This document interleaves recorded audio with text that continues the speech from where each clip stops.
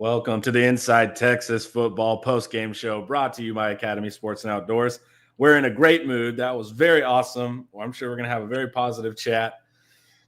Texas loses to Georgia all losses are frustrating, but that one had some unique angles of frustration. So let's just commiserate in the chat. How you guys feeling? Eric kind of goes the opposite. He seems to, it's kind of freed his soul a little bit. How you doing? Mark of a winner. Eric cools down when things get hot. Eric knows we're winning the national championship, so that's he understands we lost on purpose for better seeding. It's all in the plan. That fifth seed. Oh yeah, here it comes. We're not getting the fifth seed.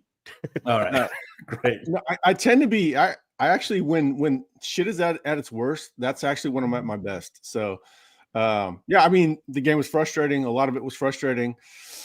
I think my biggest frustration was dealing with people that said Quinn Ewers was not the guy they needed to put in Arch Manning when Quinn had thrown for like 225 yards in the first half. Yep. I'm like, what's going on here? Game context matters. Very frustrating game, of course. They've got to score more points when they have these advantages that they create. But, I guess the only reason I would be upset right now is if nobody else can knock out Georgia. Yeah. Because I don't want Texas to play Georgia again. I always say, hey, bring them on again. No. Somebody else. I was not a big fan of the rematch when everybody was like, dude, we'll get Georgia run it back. I was like, are we sure we want to do that? Is Vanderbilt in the play? Can somebody else knock out Georgia? Because they're going to fall asleep on somebody. As long as Texas doesn't play Georgia again, there's as big of a threat to win the national championship as anybody. I'll tell you what, there's a strong probability someone will knock out Georgia because that's what I'm saying. That's exactly they only play their best against us. Yeah, and frankly, they only played a half. Right. Yeah, so everybody's, again, I don't even want to go on Inside Texas right now, except I do. Now, if I had $1, I would go on Inside Texas right now.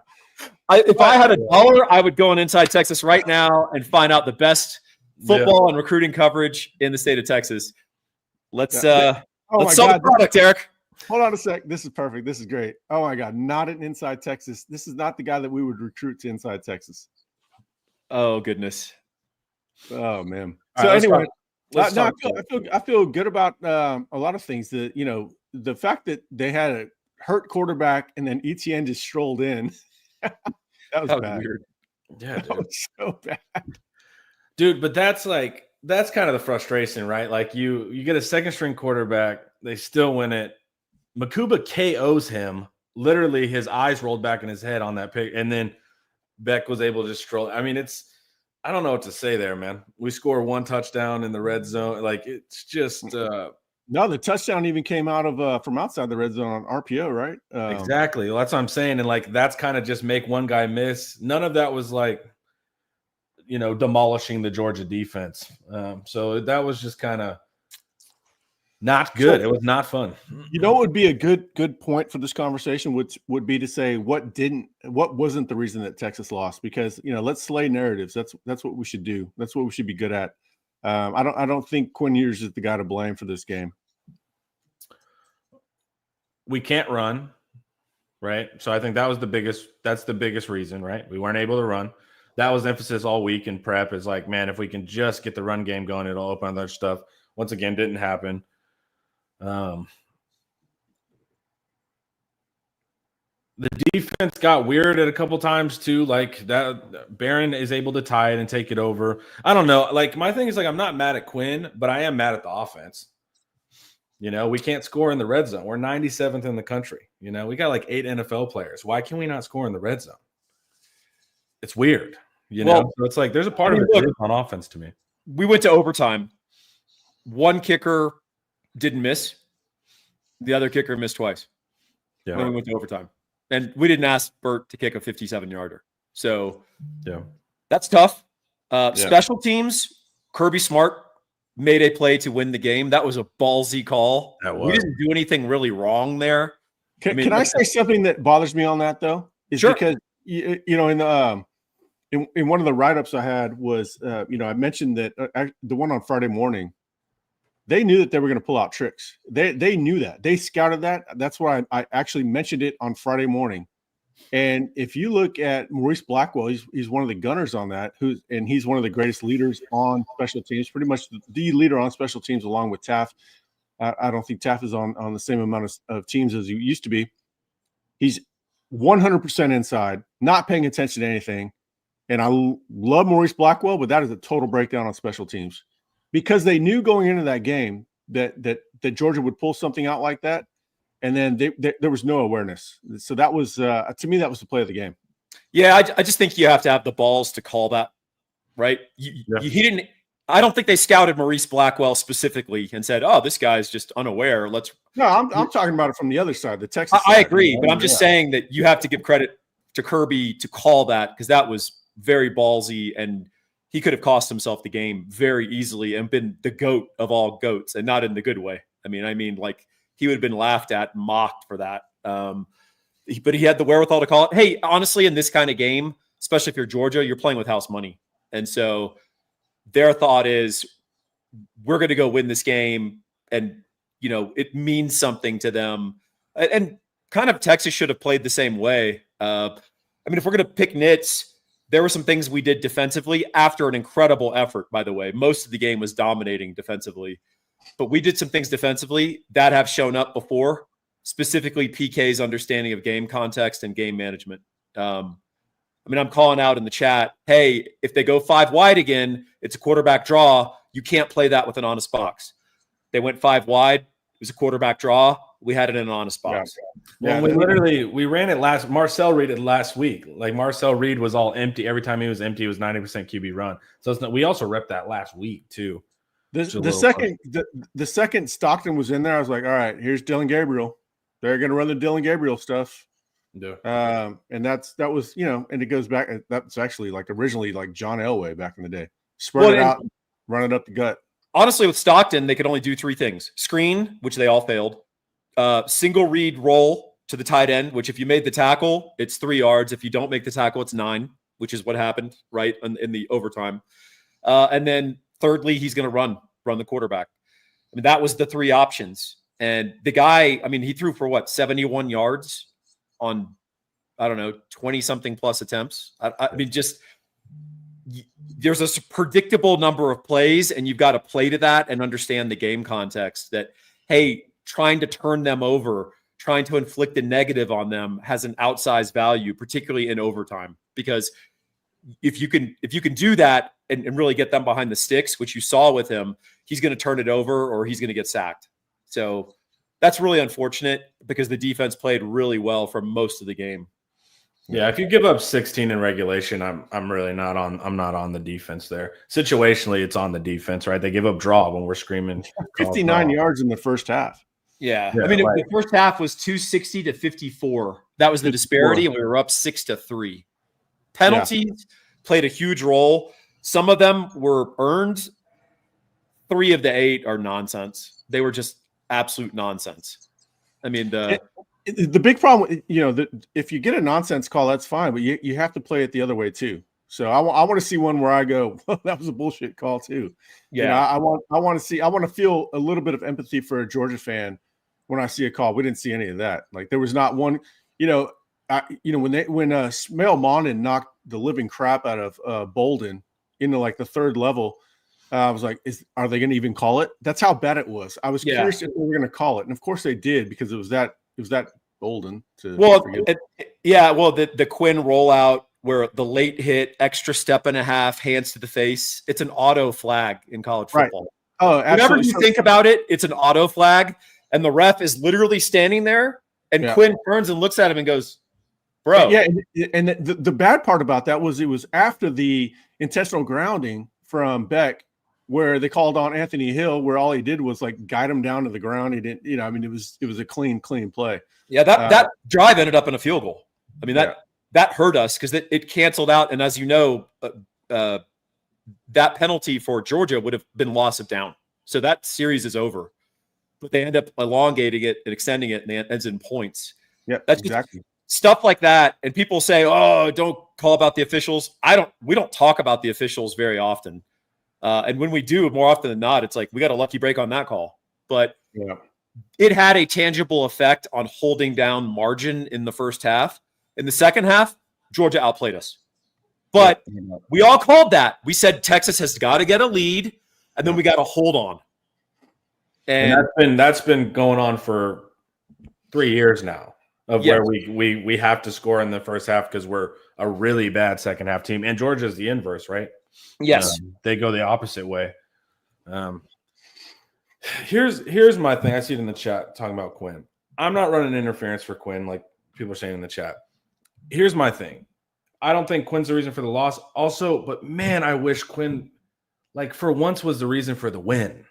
Like, that's kind of where I get frustrated. It's like, dude, we're at year 3 and it's constantly like, Quinn technically is not the reason we lost. It's just like, yeah, okay, but it's year 3. We're in the red zone several times. Like, come on, man. We got NFL line. We got NFL receivers. We got Helm. Like, why are we not able to get over that hump, right? It's reminiscent of Washington. It's an NFL quarterback, and it feels like most of the conversation is like he game managed well, and so it's like that's why I get a little frustrated with the Quinn thing. Is like, dude, like win us a game, Well, there is a recency bias to our analysis in what we just saw because the first half, particularly the first quarter, he was throwing dimes down the field, but that's a first quarter, like that's great. He did that versus Kentucky and I got it, but man, you should have converted that to 16, 17 points. That ball to Golden. Golden made tougher catches throughout the game than that one that in the end zone. Now, I mean, maybe the DB's hands got in front of his line of sight, but man, that has to be converted. That's a touchdown that they needed. Texas just has never made the plays this year. They have, but they haven't made it enough where that play is going to put the other team on its heels. And the game complexion changes in your favor. They ended up allowing the game to remain a Georgia-Texas game, SEC game, where the margins were too close. That was, it was all there in the first half, and Quinn played very well in the first half. How about some big props for Golden and Moore? Because Golden has become our guy down the stretch, the most reliable receiver. 8 catches, 162 yards, got a 50-yarder, several clutch catches at the sticks where he turned it up, right? DeAndre Moore, 9 catches, 114 yards, 1 touchdown, including making Dan Jackson eat turf on that RPO. Just both of those guys played really well. They made multiple clutch plays.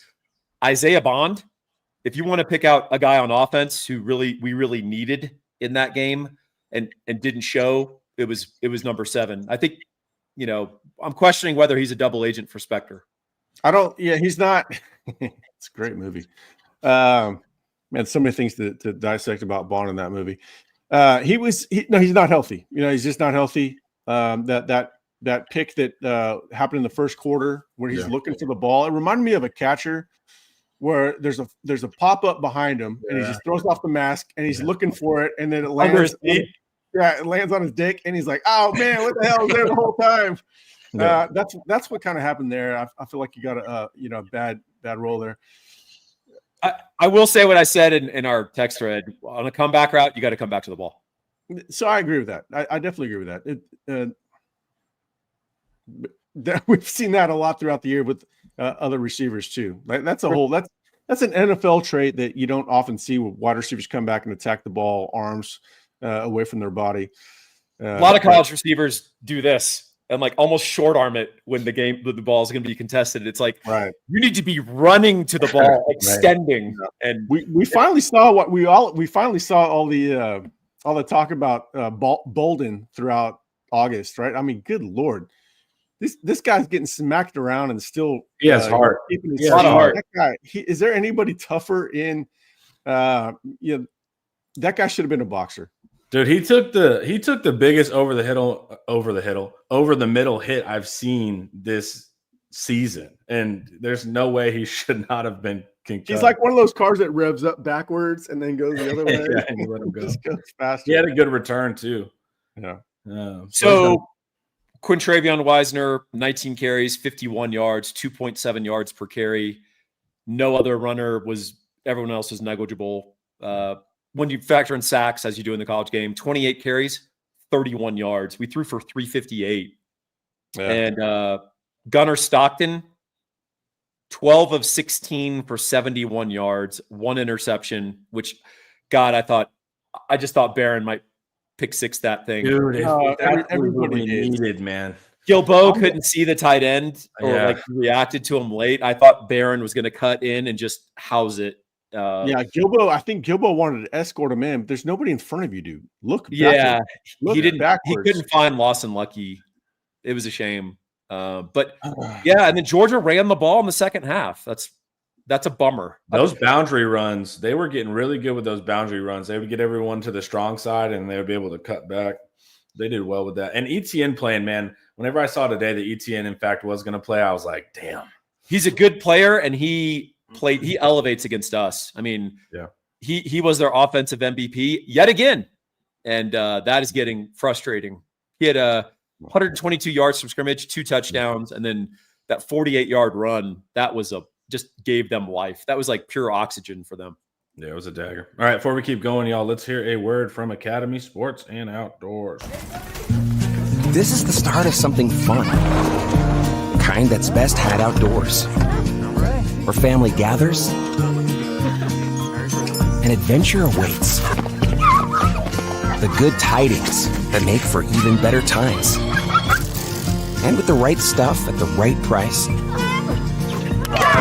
the most wonderful time of year happens here. Academy Sports and Outdoors. Have fun out there. They look like they're having a lot more fun than we are. I wish I was in an Academy commercial right now. I wish I was with my family at a nice bonfire.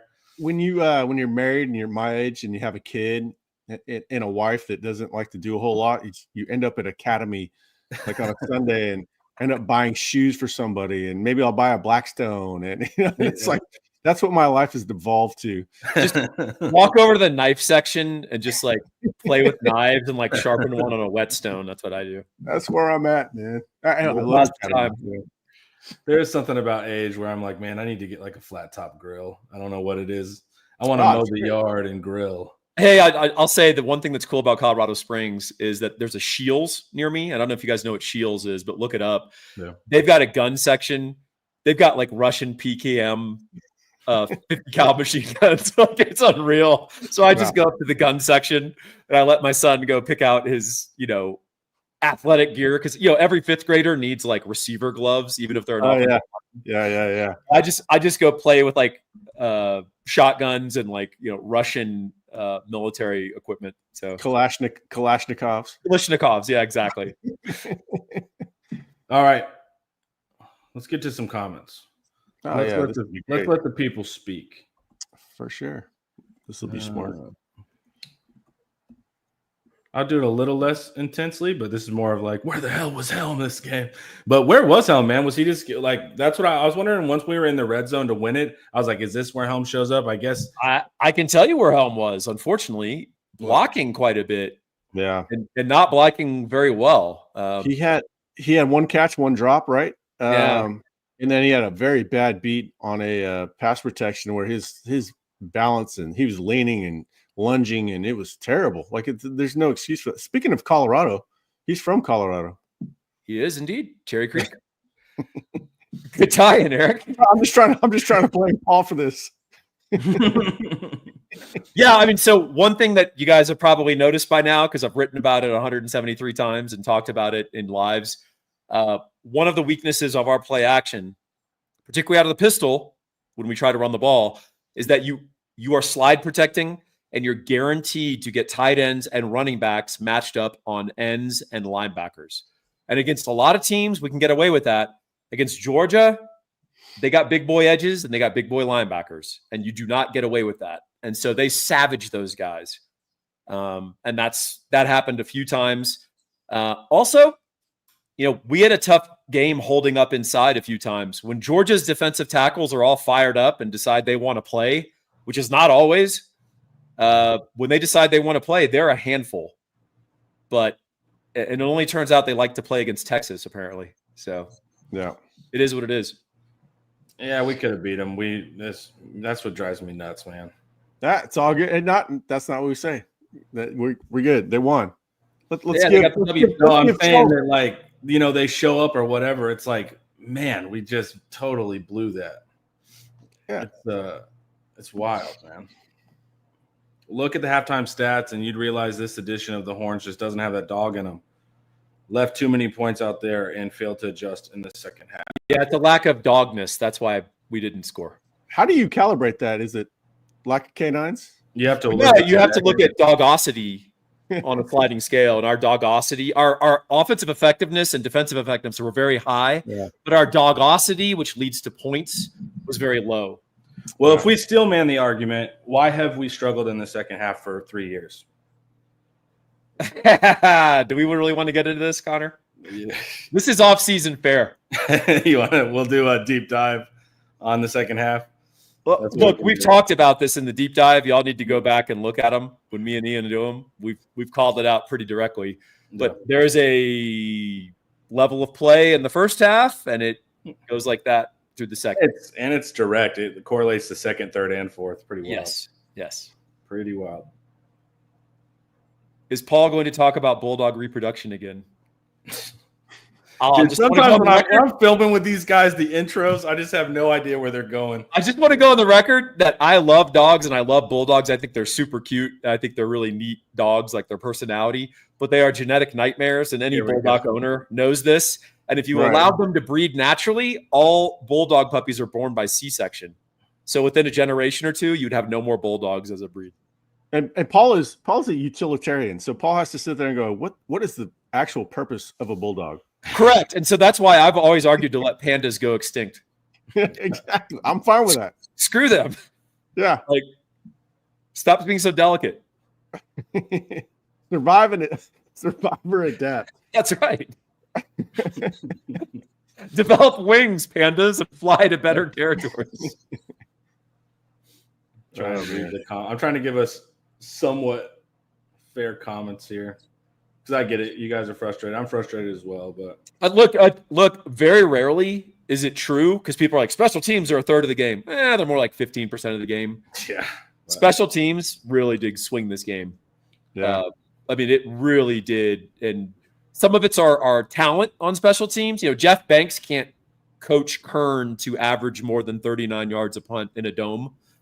But we probably, I mean, this is baked in the cake. Probably need to grab a punter. So here's the problem that I have with it, and it's my text messages from my real friends are blowing up. The board, of course, is blowing up. Is you can't just fault the coaching, because it's the same coaching that you had the last couple of years. He's one of the best special teams coaches in the country. So when you fault him, it's like it'll get fixed. It's not going to get fixed this year, and that's a problem. But there's no point in bitching about it. It's just special teams coaches cannot affect kicking. Like your field goal, your place kicker. Right. Yeah, exactly.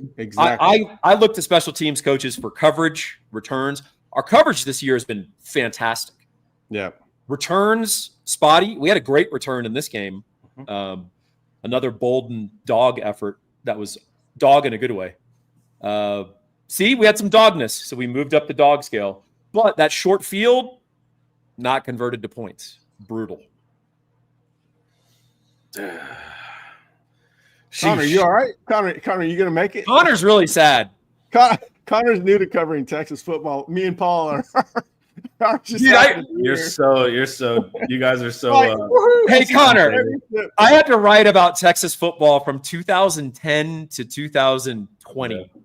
So do this 75 more times, and then you can feel sad. Yeah. We're over here like, whoo.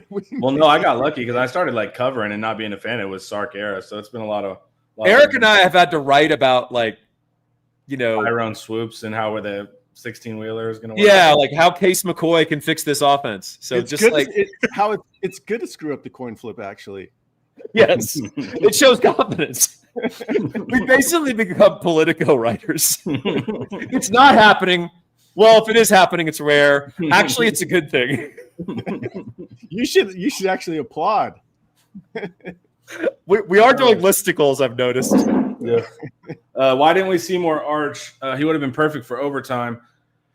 Maybe in some red zone stuff, but also Quinn wasn't like – that's so hindsight 2020 because, it felt like Quinn had a chance to win it there at the end too. It's kind of this damn if you do. That's why. I mean, that's just the answer. Like they have so much more built into that package, and I laugh even calling it a package because he's a real quarterback.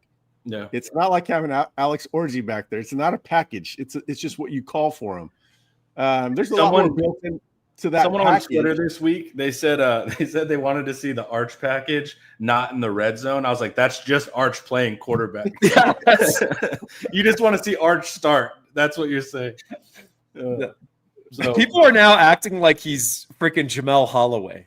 Like he's just gonna run all over. He's a wishbone quarterback. It's like he's an athletic quarterback, and next year you'll see that he's an NFL quarterback who can run around. Yeah. Next year, guys, I promise. We got Stats Bro. Stats Bro showed up. 24-47 with 2 ants. Yeah. I mean, as a Stats Bro, what was that first interception like? Yeah. Bond's got to make a play there. Yeah, Arch was 16 of 25 for 228 at halftime. Arch? No, sorry, Quinn. My God. See, I'm already doing it. It's your now you're getting away next year's starter. I promise you that our full focus is on Auburn. I mean Texas. I mean Auburn. Homer, any good portal kickers? Jesus Christ, Brent. Dude, if I knew a thing about kickers, man, I would tell you. Kickers, dude, don't worry about the portal. Go to Inside Texas. We're gonna bomb the portal. They've already. There's people lining up left and right. Yeah, dude. You can go to Inside Texas right now for $1. There you go, Paul. Good job. Homer, any good portal kickers? They're gonna load up on the portal. They're gonna load up. Let me see. I feel like Georgia is built to beat us. If we can match up against anyone else, we will be fine. Yeah. Georgia will have a stupid loss to Indiana or someone ridiculous. Well, not Indiana, but someone ridiculous. Unfortunately, Georgia's built to destroy Indiana. I made a bunch of money on Indiana this year, but I promise you, I didn't bet them against Ohio State because when they reach a certain level of defense, it all falls apart. So, good coach, though. This is thoughtful. Question for y'all. What is the biggest thing we learned about Texas today? Not to predict them to win against Georgia. Yeah. I think ultimately it's about the friends you make along the way. Yeah. I don't feel like we learned. I feel like this is all trends that we've seen. I feel like so Texas last week should have beaten the brakes off of A&M, and they did physically, but not on the scoreboard, right? So it was 17-7. No. That was the same first half we just saw. They should have also the second half of Kentucky where it went completely haywire. They do not give themselves margin for error, no matter how well or how much they outplay them, and so that's a big problem. Sark's got to figure that out. Georgia's way too good to not create margin. Bama is to Georgia as Georgia is to Texas until we prove otherwise. Apparently, yeah. The offseason narratives are going to be really fun. It's going to. We don't know. We don't know what the offseason narrative is going to be. Georgia can. 1,000% the media is going to start hyping up the can Sark beat Kirby narratives. You know that. Do you think that Texas can't win the national? Would you, if Texas played Oregon right now, what would the line be? I've watched Oregon play once, but probably 3? Yeah. Okay. Oregon -2.5. Oregon -3. Right. So as long as Texas doesn't have to play Georgia again, they can win the national championship. Yeah, I'm just saying. No, I'm saying ESPN media will play up the Kirby Sark drama. Connor, I know part of your problem. You watch ESPN. I actually don't. I watch. Okay. I watch enough clips. It somehow infiltrates the beard and it gets in your ears. I get it through Twitter. The funny clips we hear of them. If you're going to keep anything in your beard, make it brisket. What does the CFP path look like? We will play a team in the opening round. They will come to visit us. Yeah. And we will beat them, and then we will play the next team. Del Conte cannot celebrate any harder right now. He wanted another game at home. I know, it's weird. The incentives are screwed up. Like, the schools want the home game. Texas is so happy right now. Like, that Quinn, no, turf it. Well, the NIL, just like it's opposed to facilities building, which is what the ADs care about, this is the same. The playoffs are opposed. Playoff seeding is opposed to the AD interest again. So, yeah, we got some chats. We have some reverse incentivization. We do. That's right. Because Del Conte doesn't want us to have that bye week. Bring everybody to Texas. Atlanta show gun run versus a pistol run. I know Paul agrees. Yeah. Yes. I don't need to elaborate on that, but yes. And when we do run from the pistol, we're typically more effective. Not today. We only have one play action real pass out of it. So there's some tip-offs and keys there. And I thought Georgia did a good job. When they saw the pistol, they brought it because they know even if it's a play action, like they're going to catch the blitz, the slide protection we run guarantees a Georgia edge or linebacker is going to be on a tight end or a running back. And that's not good for us. So, and if you blitz into our run, well, you're going to stop our run because the Georgia, front plays really with active feet, at least when they play us. Yeah. Got some more super chats, Connor, or did you have a stroke? I'm trying to read crying or what? Let's help out the guys crying. I want to. Oh, that's what I was saying. I'm trying to bring them up, but you guys are going to be like, it's emotional. It's like, yeah, but we got to let this. No. This is a good one because it bothered me too. This one, right? Oh, never mind. Go for it. That one? No, I don't care about that, but that's fine. Yeah. Do we want Oregon to just win? very quickly? I don't think we're getting the number 5 seed, man. Think we end up Who's it going to be? Probably Penn State. Depends how that game goes. And if it's not Penn State, it'll be Notre Dame. Cool. Lost column bias, y'all. It's Arch one and done. Not likely. Arch will probably be here 2 years, right? I think he's going to be here too. You saw his granddad said he hoped Arch plays 3 years or something on that interview that he just did. That was interesting. So what I've heard on the street, and this is pretty good information, inside Texas subscription numbers are correlated to him staying for 2 years.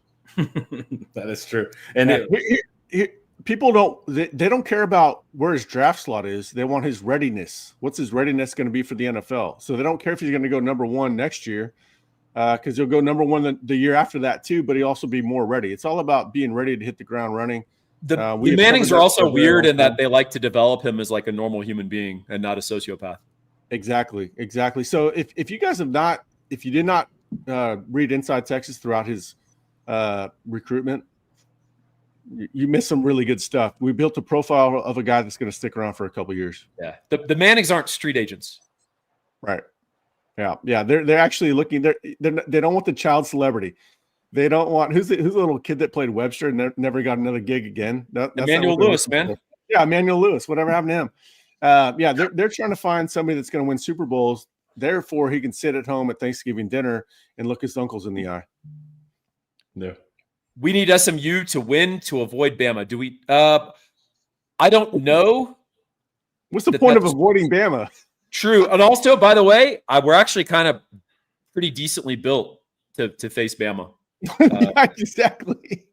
I mean, so Jalen Milroe would throw for like 24 yards against Texas right now. He will run for 112, but he's going to throw for about 47 and maybe turn it over twice. And then actually their defense, if you can get to their back end, you can throw the ball on them. Cool. We got Nick in the background too. We'll bring you on in a second, Nick. And we also got some more super chats. Let's go through a couple more of these real quick. Alrighty. What's up, fellas? What's up? Just had a Bleacher Report show, and people are going crazy right now, man. Yes, Quinn Ewers is responsible for it all. Yeah, that's what people say. I'm like fighting people. I'm like, look, man, it's not Quinn's fault, dude. He had 350 yards passing, dude. Like, the dude had a hell of a game, man. He had that one pass where he had a pick. But he has to have more clutchness, dude. Clutchosity.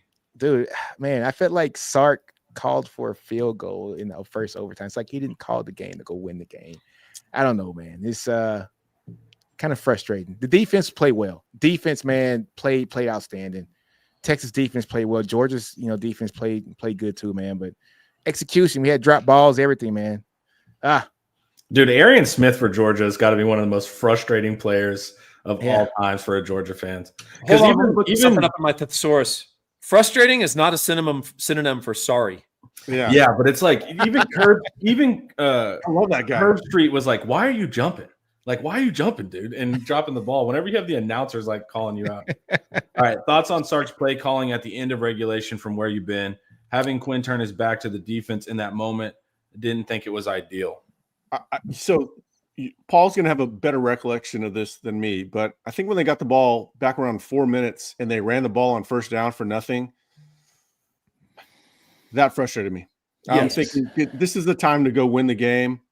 You've passed the Rubicon of where you're going to insert yourself. We have not taken over the game physically. We're not running the ball. You've got to create space and just get it to receiver. That was a lost down, a wasted down. And once you're behind the sticks against them in that certain point, you're in trouble. Agreed. Yeah. Whereas the run right before the 2 minute, that was fine. We're trying to murder the clock, and we're just trying to make sure this is the last possession of the game. Yep. But situationally, getting it with 4 minutes left, I think our field position was not horrible. I mean, it's not like we were on our 10. Running it 1st and 10 right into the teeth of the defense, I was like, dude, you got to have your best play drawn up. And then we followed that, I believe, with a screen. I can't remember. There was one play where our fruitless drives are running together in my head. Yeah, same here, man. I think we ran the ball for -2, and I think Sark either screened or ran it again for -3 or something, and we were down. We ran it again. Yeah, we ran it again, and we were down 3rd and 15, and that's when Quinn threw the pick, right? I think that's when Quinn threw the pick, right? It was 3rd and 15, and he threw the ball for a pick. Ran it twice in a row. -2 on one play, -3 on the other. Dang. I'm pretty sure. It's a bummer. Is this true? You know, it's not a bummer. Bringing up comments during my ad read, Eric. You know, it's not a bummer, guys. Go into Academy Sports and Outdoors. You can shop for the whole family. If you're a procrastinator like me and you don't do your shopping until 5 days before, sometimes even 2, you can go to Academy. You can get gifts for everybody: grandma, granddad, dad, mom, daughter. Shop for the whole family. Outdoor cooking, camping gear, hunting gear, tailgating stuff. We know you guys like that. And even family gathering essentials. So you can shop online at academy.com or in store. Free 1 hour in store or curbside pickup. And if you don't even want to leave the house, same day delivery with DoorDash. It is the most wonderful time of the year, and it starts here. Academy Sports and Outdoors. Have fun out there. And I will be doing some of my shopping there. And that sounds very nice and low stress. Connor, what's a dad mom? A dad mom is something that I'm trying out. Hey, I looked it up. Negative run, sack, a sack.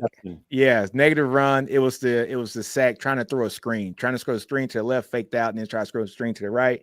And then it was just a slow developing play for a sack, and then Quinn gets the interception next play. Well, that screen was killing them last year. Like, that's become like the Sark screen. You know, Washington would run it too. We haven't really seen it that much this year. The double pump. So I get it. Like, hey man, they're not looking for it, but man. It's a little sketchy. Honestly, probably better seed. Probably draw a better seed in the playoffs, Quentin. Yes. Way to look at the bright side. I agree. Yeah, right. Quentin's always good. Not to be a stats nerd, but there's a marginal risk in playing any football game. Yeah. So you want to play less games, generally speaking, unless you got that 5 seed and you can go like SMU Boise, or whatever. That's all good. Marshall the week after a plane crash. Yeah. This is a good one right here. This is the good one right here. That's cold-blooded. Start playing Quinn. I love these. I love these. These are the most online. Nah, bro. They always start with nah. It's crazy. These are the stupidest comments. I appreciate the $1.99, by the way. Start playing Quinn to save his draft. Do you think that's why Start playing? That is crazy. That is wild, actually.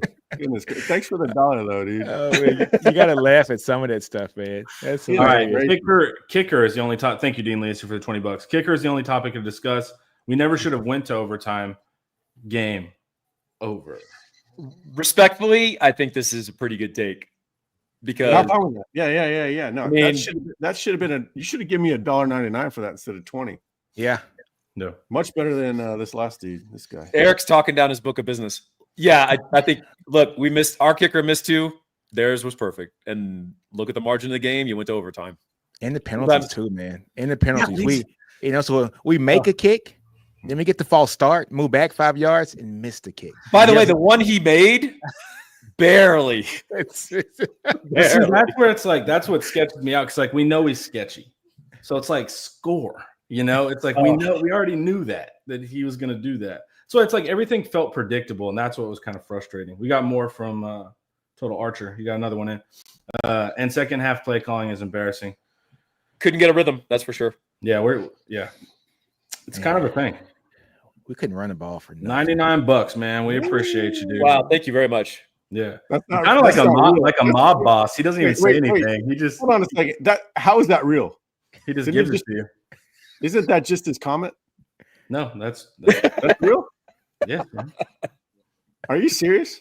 Yes, it's real. Hey, this guy, that's come crazy. to Inside Texas. Direct message us about any topic you would like, and we'll tell you.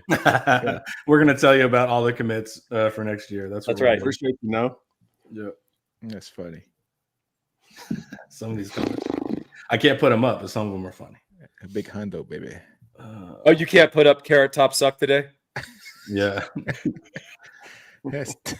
Calling our players like former branch managers. This is very on brand. We're not even watching the game, but this would be on brand for the first Penn quarter, State, right? Penn State would definitely be balling for the first quarter. Well, Kotelnicki has. Oh, they're not playing. What are you talking about? Nah, it's 14-10. 14-10 Oregon. Oh, okay. Okay. Yeah. Well, to this. But yeah, I thought Kotelnicki would come out with some good stuff, now it's a question of like how long that can last. He was fun at Kansas, man. He's a super creative player. He's an excellent coordinator. Yeah, he's a lot of fun. When they made that hire, I thought it was a good one.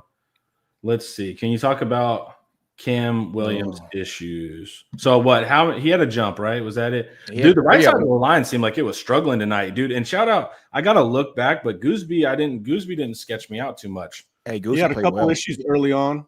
Gooseby, he missed a guy in space that anybody would have.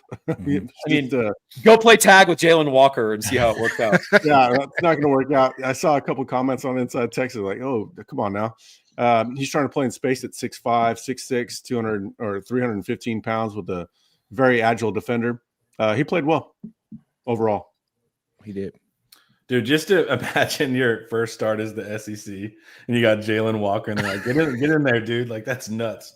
But yeah, it seemed the right side of the line we're getting pushed back into the quarterback a few times. Clemson is working SMU, huh? Yeah, 21-7. All right, well, hey, if you're a Texas fan, that's you want SMU to get the sympathy charity bid, certainly, but bring on all comers. Give them the great story seed for us, please. Give us the wonderful story seed. Just ignore the fact that SMU played the 75th strength of schedule. Yeah, it's called football for a reason. You got to land your kicks. Hey, he makes a point. What I've never heard someone made that point, but I like it. What top 3 plays cost us the game? The punt, defending the punt, right? Yeah. We are going to have a BuzzFeed style listicle on this exact question. Yeah. The golden drop. Everybody in my house was mad at me for saying he should have caught it. He should have caught it. He should have caught it. He should have caught it. That was a dime by Quinn. People talk about that Quinn. one was a dime, yeah. Dude, that ball was in the bread basket, straight through it. You got to catch that with big dog. So I thought the Georgia DB got his hand in there. Did he not? Nope. He missed it. Nope. Well, he didn't touch it, but I think he might have obscured the vision, right? Is that no? By then the vision was over. He had the cradle of the ball. He had it. He had it. Tuck your elbows in. Caught that one. That Did you see if the Georgia guy grabbed his balls or something? Didn't happen. Didn't happen. That's what I do.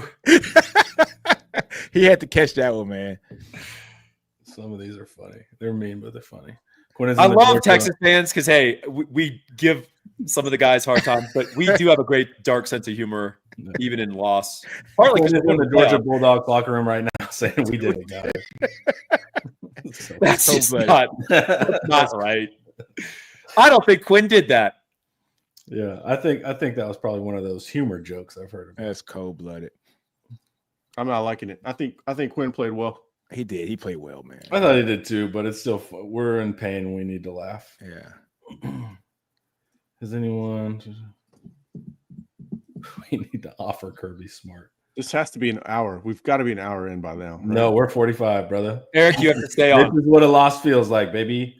We've only had to deal with 2 all year. So have you done any of these? Eric? No, Eric's hasn't done any losses. Oh, it's always me. I did. It's always me and Drew. Yeah, I think I did the first game. Did you do the Whoever first that was. Georgia loss? I don't know, man. The climate was different. Everything. The grass was greener. Everything was different. Hey, I think we got a super chat, Connor. Hell yeah. Paul, why didn't we attack the middle of their defense more? Maybe I'm wrong, but they blitzed a lot with linebackers, and the middle was wide open. So what was open when they did blitz was the middle of the field intermediate balls, which we did hit some crossers. And what was also open was fades outside the hashes, or just stop routes outside the hashes, which you saw Golden catch at the line, at the line to make, and then turn it up, right, several times.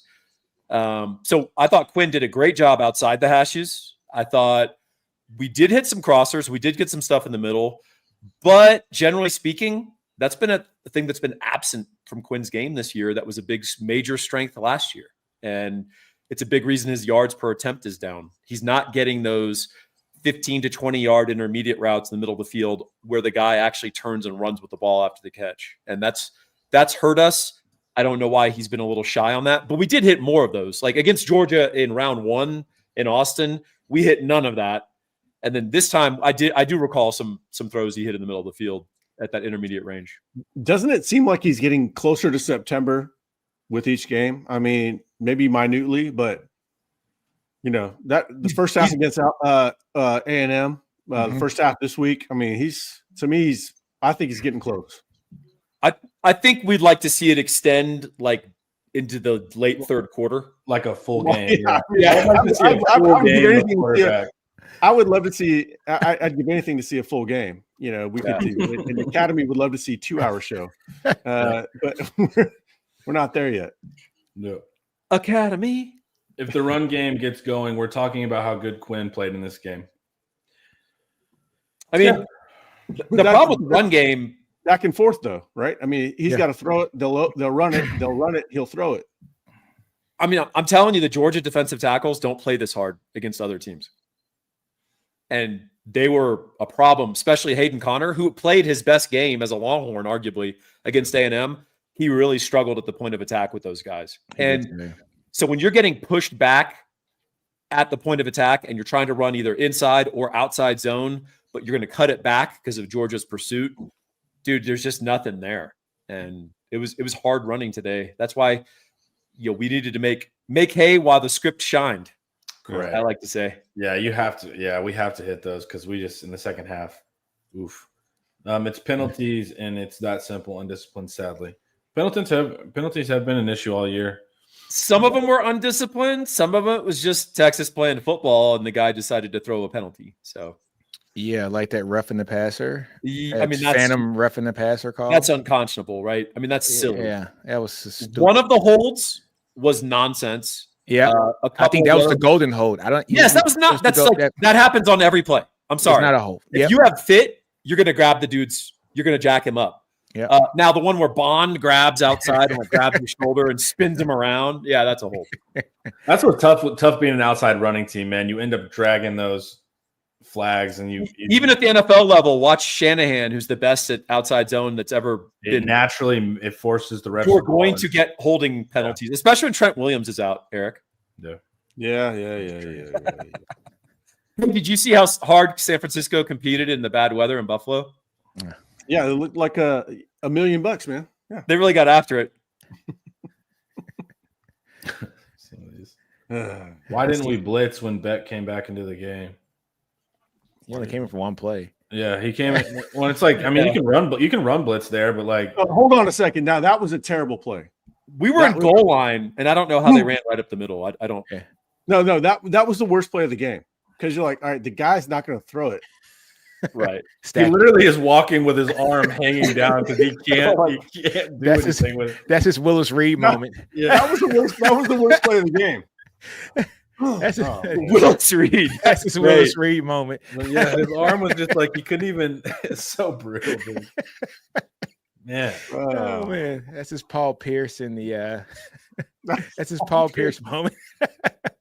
Paul Pierce not after he got stabbed in Boston 15 times. I don't know the number, but we're 97th in the country Bad. And we didn't score anything in the red zone, so it's going to go down. So when they use the expression "with a bullet," like you're going up, what's the opposite of that? Like with a torpedo? Oh yeah, Delunking. So Texas is our red zone percentage was actually quite good early in the year, and it's gone down every game. Dude, I was so excited because that's how you win like the big games, like and can go far. And so I was like, dude, we're like number 2 in the nation at red zone. I was like, we fixed it from last year. Like you'll have me on. But it's also a weird stat too. They'll compare a field goal the same as a touchdown, which is, obviously that's way too arbitrary. Yeah, it's a scoring percentage. Yeah. So that's not the same. Early in the season, I think, midway, they had like 24 touchdowns and 27 trips. Yeah, and then we played the SEC. Yeah. and that's what happened. Like we played competition. That's what's frustrating. Because that's the reality is these numbers, you're not going on a playoff run. It's yikes. You got to be able to finish. Oh man. That Wikipedia comment. Connor Moffitt. Sorry about that. Homer. We're not going to play Georgia again. Don't worry about that.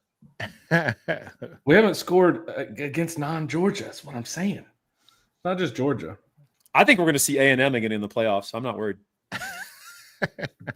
The 4th and 2 to Moore was so good, but looks easy. That was a nice route by Moore. Very nice. Great throw, great catch. Like, props to Moore and Golden. They had great games. We had a lot of drops this game, though. We had a lot of drops. Clemson is destroying SMU. Yeah, 21-7, and he just picked the ball off. Good. My heavens. Good. What happened? Yeah, I don't want Bama in the playoffs. That just goes to show people you can't buy a team through NIL. Mike Norvell has mixed feelings on that. NIL. Hey, shout out Primetime Dog. Great game, man. Congrats to you guys, man. Get another SEC championship. Shout out. Yeah, congrats to Georgia. When you guys turn it on. They turn it on. That's a football team. Yeah. Not sure about the offense, but your defense balls. Your defense is great. So many. Some super sketchy penalties. Yes, there were. Couple. Bart had the ball at the goal line after that golden hold. Yeah, we were there. You see that Bart Johnson comment? No. Oh yeah, let me bring it up. This one will make you think. No reason why Arch Manning wasn't placed at the half to spark the offense. Terrible decision making, hey, coach. Quinn had 230. I was nonplussed by those 220 yards passing. Yeah. He had 238 yards passing in the first half. This game was not on Quinn, folks. Let me ask you guys a question, smart guys. Did we win the game? No, we didn't. So again, now I'm rethinking the whole thing. You're right. So there you go. You're right. Art should have gone in. That's it. I'm getting texts right now from some of my fraternity brothers saying, put Manning in the playoffs. He needs to start. I'm like, oh, God, come here, guys. What fraternity is this? Phi Beta Sigma, man. All right. You got to bring a better game, Phi Beta Sigma. The Alpha Phi Alphas are giving better commentary right now. Oh, man. Uh-oh. They're starting to get mad. Uh-oh. Defense just turns it on against Texas. That's true. I think he's one of my neighbors. It's accurate. They do. Pool hall. Hey, where do you shoot pool? Hey, let me know, man. Hit me up. Do you shoot pool? I like to shoot pool. I'm terrible. Well, I can see that. Are you a pool shark? No, I'm People not. People are asking a lot about. Yeah, I know exactly. Pool sharks. That's how you know if they're sharks, right? No, I've never even played pool before. I have no idea. Oh, how does this work? Oh, I guess we'll play for money just for fun. Gunnar Helm, best tight end in football, 1 target. It's disconcerting. And the target was on the only successful screen we ran. Middle screen. Yeah. Paul Wallington for the win. Man, they played that thing perfectly too. Yeah. That was the perfect tempo on it. Yeah, it was perfect. He had 2 targets. He dropped one of them, folks. Yeah. Yeah, he had 2 targets. He dropped one, which is very not Gunnar Helmish. It's not. I think he had a catch earlier in the game. Maybe I'm misremembering. One catch, 11 yards. Yeah, okay. It was that screen. Little delay middle screen. That's a beautiful play too. All right. That was the only screen I thought was going to work against Georgia, and it was the only screen that worked against Georgia. Cannot blame Quinn as much as he pisses me This off. guy wants his super. I'm sorry. My bad.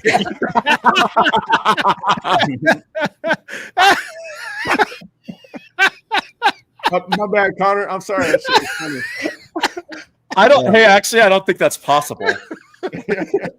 Yeah, it literally takes a month to get to us, and then all these things. YouTube is not in the business of giving up money, unfortunately. You cannot blame Quinn as much as he pisses me off some games. This game was on him besides a singular interception that cost, 3 points? Yeah. He threw 2 interceptions, correct? Yeah, the first one was I wouldn't put it on Quinn. Boy, Oregon is scoring every time they get the ball, y'all. 21-10 now, right? Boy. Right. We need a new head coach, apparently. That's going to be fun. I got to roll. I got to say goodbye to some family. You got 3 minutes and 45 seconds, man. No, this is it. I'm tapping out. This is it. Later, dude. All right, Eric. Yeah. We'll get him next week. All right. Let's get through these last groups. Man, the losses, man, is engagement. That's what you get. Hey, this is the last thing that people want to hear, and this could be famous last words of a fool to get thrown back in my face, but there is no dominant team in college football. Mm-hmm. It's all going to be styles make fights, who plays well that day, game plan, 21-year-olds making or not making great plays. It's open still, and as crazy as it sounds, and as bad as you all feel, we just lost in overtime to a good football team. We are still in contention for the national title. Yep. Lost in overtime in the SEC championship game. Not just any game. This was a great game. It was a great game. So, I would have loved to win the game, but it was a good game. We still got the playoffs ahead of us. We got a chance, man. We got a chance. From a chat perspective, the losses are more fun than the wins. That is they good. are. Honestly, it was funny at the beginning of the year when you're steamrolling like UTSA. Those are not very enjoyable because there's nothing to talk about. Like you're just like, yep, we won by 70. See you guys next week. A little I'm getting crazy responses. Yeah, I'm getting crazy texts right now. Oh man, it's a lot of fun. He dropped out. Eric can't handle you guys. He doesn't. Yeah, he doesn't you guys know how to too be much heat. He doesn't know how to be amongst the people like that. He's in his ivory tower, so he's not used to hearing the wild stuff you guys say after losses. Me, Homer, and Kelson have had this lockdown. Yeah. Nino comes in for the late assist. Yeah. Me, Paul, and Drew and Nick, we're in the streets. We're here to talk with you guys. So why is it Nino's Corner? That's just my name. I don't know why, man. I named that about 10 years ago. Okay. My nickname's Nino, and I just made it Nino's Corner. So that'll do it. Yeah. That was a fun stat that we did have more penalty yards than Georgia had in total offense going into the halftime. Yeah. What was it? 85 penalty yards to 54 yards for them? Yeah. 80 to 54. Yeah. That was crazy. And we lost the game. Yes. Crazy. Unreal. Well, and their quarterback went out after that, and we played a second string quarterback. It's like, when Carson Beck went out, I was like, we got this. And I was like, I hate to win it like this, but I take the win to win. I actually felt worse about that because then you go into YOLO ball, man. Yeah. I just made the mistake of jumping on Twitter and hitting the hashtag Georgia Texas. I found out that Georgia dominated this game. Yeah. I don't know if you guys know that. Yeah. Statistically, sure. Yeah, that's the crazy. Oh man, I'm gonna be thinking about this one all night, man. I am too. This defense played outstanding. Hey, look here, man. This is another game where they only allowed 277 yards today. All right, so another game of 300 yards or less. All right, so yeah, this one's gonna hurt. It's gonna sting, man. It was there for us. JM Clink may have a point in the chat. Who's that? JM Clink, Connor. Yeah, but the weirdest part was y'all were slowing down right before half. And I was like, oh, we're getting some outside runs. I was like, maybe we'll be able to tire him down. And then something Kirby incredible in the locker room and whatever they said about our quarterback, you got to ride for him. Y'all came out crazy in the second half. Y'all looked different. It was. We had a pharmaceutical intervention at halftime. Let's just say it now. Since it's near the end of the show and we don't have any responsibility. Yeah. But that's what I thought was because they were getting tired towards the end. We were getting some runs. I was like, oh, the investment's working. Nope. Whatever that was, like rally for our second string, Georgia came out and they were looking high. And then they just shut down the run again. Y'all thought Georgia's on speed was a comment on their traffic violations. I think it's literal. But no, honestly, I mean, props to Georgia. They have like, except when they haven't, they've pulled out a bunch of games in the second half, and that shows some real resiliency. Dude, yeah, they've been intense in the second half. That's why I knew, man. Except when they haven't. Yeah. I'll give them Ole Miss the only time they haven't. Yeah. The Alabama game, that wins 99% of games. Nick or Nino, how about them Dogs now? Where's Steve? My boy, Surfer Boy. When Carson went down, I had to ask God to forgive me for being excited. Carson is stressed dog nation like no other.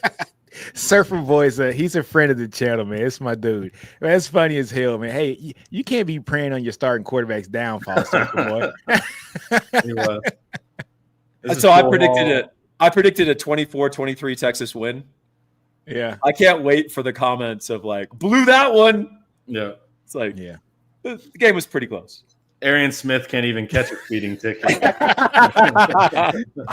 And he got a Hellcat too. You know what I'm saying? Oh, goodness. Man. All right. Well, that was fun, guys. On to the playoffs. Got to do that. It will be interesting to see our seeding. When do we find that out? Tomorrow? Tomorrow. The CFP is currently deliberating and looking at all the data, Connor, and also talking to TV executives who are instructing them what to do. Dude, what cracked me up is like they showed, the picture of them watching the games. Yeah. And it's still so unscientific. Like there's multiple TVs. It's like, how do you know who's watching what at what? You get what I'm saying? Like it still cracks me up that it's just like a bunch of people in a room being like, that looks pretty good. Just know that committee is comprised of college football and football's elite. Yeah, apparently. Pretty brutal, man. Pretty brutal. It's gonna be interesting. No, that's all we do. We got an hour. We've been going for an hour, man. We do a post-game hour. He cracks me up. I'm still lost. Earlier, he was like, "Who are these guys?" Then he gave us $100, and then he's like, "I don't even like this stream." Then he said, "We're funny," and then man, I like you, dude. You are. I can't read you, man. I want to party with this guy. Yeah.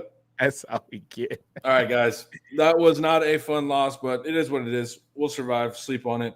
Yeah. I do want to thank Nick. I want to thank Paul. I want to thank Eric, even though he can't take the heat. I appreciate it, guys. And I also want to thank Academy. So this episode was brought to you by Academy. I really enjoyed it, even though it was a little bit of a bummer, guys. But would you say the results of this game are academic at this point? There we go. Thank you. All right, you guys go shop at Academy. They'll hook you up. It'll be good stuff. All right, peace out, y'all. See you.